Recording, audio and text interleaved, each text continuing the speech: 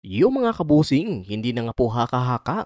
Ang kumakalat na balita sa makakalaban ni Mark Magsayo na si Mikael Magnisi para sa WBC Final Eliminator sapagkat opisyal na nga po itong inanunsyo ng WBC sa kanilang website. Kung makikita nga po natin, ginawa nito ng photo ng WBC kasama itong si Magsayo at Magnisi na isa nga po sila nalalaban sa darating na 58th anniversary ng Trila in Manila.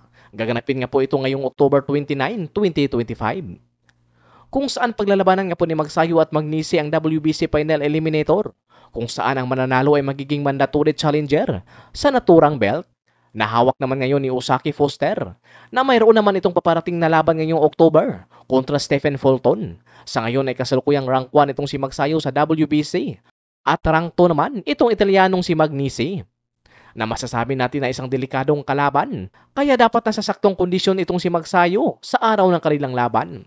Pareho nga po itong dalawa na mayroong dalawang talo. Ang kaibahan lang ay ang isang talo nitong si Magnisi ay galing nga po sa knockout kontra sa hapon na si Masanori Rikishi. Ang nooy tinalo naman sa alaga ni Sean Gibbons na si Eduardo Munoz, ang kasalukuyang IBF Super Featherweight Champion. Tuluyan na talagang hindi natuloy ang laban ni Mark Magsayo kontra Eduardo Hernandez na ito sana ang mga kalaban ni Mark Magsayo para sa WBC title eliminator.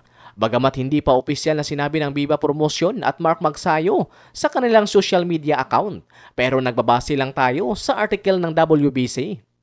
Sa ibang banda naman, Manny Pacquiao at Sean Gibbons ay nagkaroon nga po ito ng courtesy call sa ating presidente na si Ferdinand Bongbong Marcos Jr. sa Malacanang, kung saan napag-usapan nga po nila ang paparating na malaking boxing event na gaganapin dito sa ating bansa sa Metro Manila. At ito nga po ang 58th anniversary ng Trila in Manila.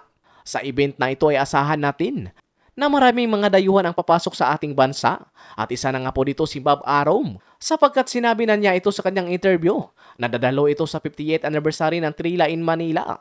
Kaya kailangan talaga ng maigting na seguridad para sa event na ito. Samantala naman, balik Pilipinas na nga po ating middleweight prospect na si Wiljon Mindoro. Kung makikita nga po natin sa kanyang Facebook account, ay iba naman ang hinihimas nito.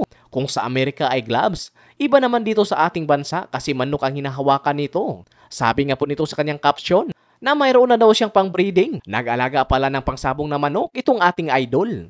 Kung saan may isang bagitong boksingero nga pong pumalag sa body shot nitong si Wiljon Mindoro.